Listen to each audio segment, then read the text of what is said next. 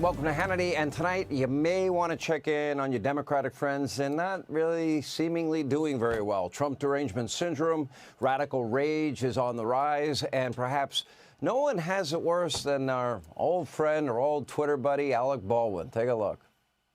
My kids live in this building, right? But I want you to know something. We love the children. We're doing great deals for the children. Listen to me real careful. Okay. If this camera wasn't here, I'd snap your neck in half and break your neck right over. So you know that, don't you? I mean, you can't make my message to Alec Baldwin, that'll be coming up, but I do hope he takes my advice, but the odds are pretty low. It is obvious why many on the left are so triggered. Not only did Trump win a second term in an electoral landslide, taking all 7 swing states and beating Kamala Harris by millions of votes in the popular vote, but now that he's president, well, the winning continues. I'm not sick of it either. Anyway, breaking only hours ago, a deal with Ukraine has been negotiated, giving the U.S. a vested interest in Ukraine's vast supply of rare earth minerals, critical to our country and critical to them. This deal will help Ukraine pay off its war debt, rebuild their country. It will link our two countries together. And after days of panic from the state-run legacy media mob, Trump did what he did best. He made a deal. And now Ukrainian President Zelensky is headed to the White House on Friday to formally sign the agreement. Ending this war is in everyone's best interest. We don't need more people dying. We don't need more buildings blown up. The fact that Donald Trump has been on the political scene for so long and they know so little about him is actually frightening. Let me give you a clue. For those of you in the state-run media mob that I know are watching, here's a clue. And those of you on the left, he is in a perpetual, nonstop state of negotiation, and he puts America first. Just keep those thoughts in your head so you don't bubble and fizz like Alka-Seltzer in water. And back in the Oval Office, President Trump celebrated another momentous day with a brand new hat. Let's take a look. Look. Yes. See that? Trump was right about everything. It just came in. Somebody sent it. I said, this was sent in by a fan. I said, I think we should make some of them, right? But we were, pretty much. You want one? I'll pass. Are you allowed to take one? Because not. he'll consider it. I know him well. He's sort of a stiff. I said you're right. Brian, you're not a stiff. He's sort of a stiff guy. You know? He'll take other things, but not a free hat.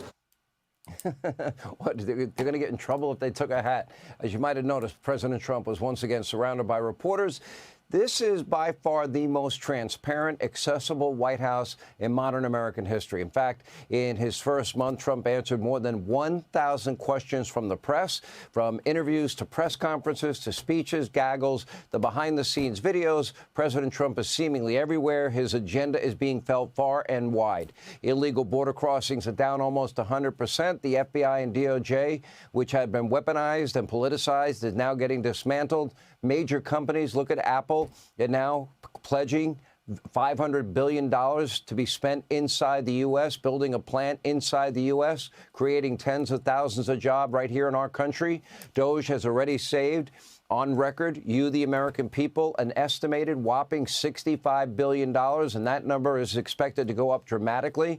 Federal employees are officially back in the office after years of lackluster remote work. 75,000 plus took a buyout offer, and America's great meritocracy is now making a comeback. Even the CEO of J.P. Morgan is now praising Trump and DOJ for taking on America's out-of-control bureaucracy.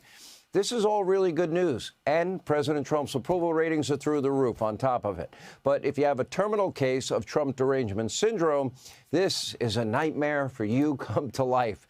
And now top Democrats, they just can't help themselves. They lash out morning, noon, and night, including the party's rising star, Congresswoman Jasmine Crockett. Here's her from earlier today.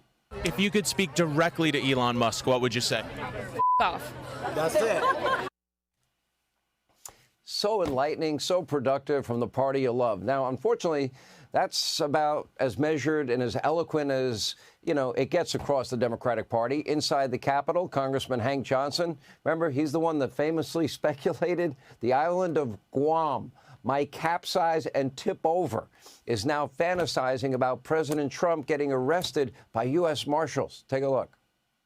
If a president willfully failed or refused to comply with a court ruling, they could be held in contempt of court theoretically, but it would be up to the U.S. Marshals Service, which is a part of the Justice Department, to be the enforcement arm for the federal courts. Is that correct? Your hypothetical would have to play itself out. It would be the U.S. Marshals who fall under the Department of Justice who would have to carry out the contempt order. I can't help it. Every time I see this guy, I think of Guam is going to tip over. Anyway, it's funnier and gets funnier. And it also gets worse. Another left-wing member of Congress is now asking this age-old question posed by Democrats for centuries. Take a look. We can't let them deport the millions of families across this country who have been doing the work that keeps our economy going every day. If you look at the food that's on your table, think about who picked it. If you look at your homes, think about who built them. If you look at your vulnerable elders and your kids, think about who's taking care of them. Well, the more things change, the more they do stay the same. Once again, the Democratic Party seems to value cheap labor above all else. As it turns out, this is not the party of compassion. Instead, this is a hate-filled group of radicalized socialist statists who will say and do anything for status, money, power. It's all about them. In fact, according to the Free Beacon, left-wing groups, oh, you heard all this weekend about all these protests going on in red districts and how they were angry and lashing out at Republican lawmakers. And they're so against the Department of Government Efficiency. And that's all that the mainstream media mob talked about. Poll after poll, however, shows just the opposite. Like we showed you last night, the Harvard-Harris poll, which found 77% of Americans support an effort to eliminate waste, fraud, abuse, and corruption. At the very same time, far-left Senator Sheldon Whitehouse, Rhode Island, now facing scrutiny after reportedly playing a key role in sending millions of taxpayer dollars to his own wife's environmental organization. Oh, it looks like the good old boy Swamp is still alive and well. That has to be taken care of, too. Now, Democrats are much more worried about Trump and Musk following the money. Take a look. You have ideas about how to interrupt what feels like something that we have not experienced since the Civil War in terms of the threat to our republic. Well, it's certainly the case that we understand the scale of the threat. That can't be doubted. The CBC, which I'm a part of, definitively understands the scale of the threat. Our communities have been under siege, as you pointed out, since before the Civil War. We need help, okay? We need reinforcement. Yeah. And we need all of you to stand with us. We simply cannot do this alone. I think what President Trump is doing is essentially putting extortionist pressure on a vulnerable ally that is fighting for its life. You could pee on my leg, but don't tell me it's rain. And Trump is raining on America.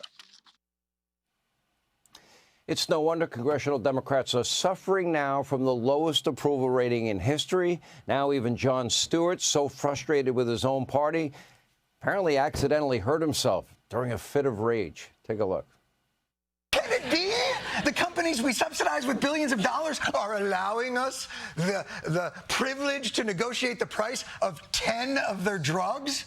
And 10 is all of them, right?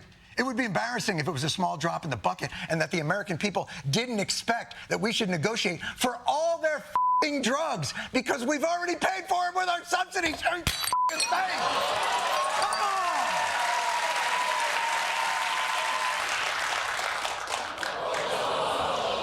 It's fine. I just want to know, did he need stitches or not? I hope he's okay. Where did Democrats go from here? Is there anyone in the party who's going to actually work with the president for the good of the country?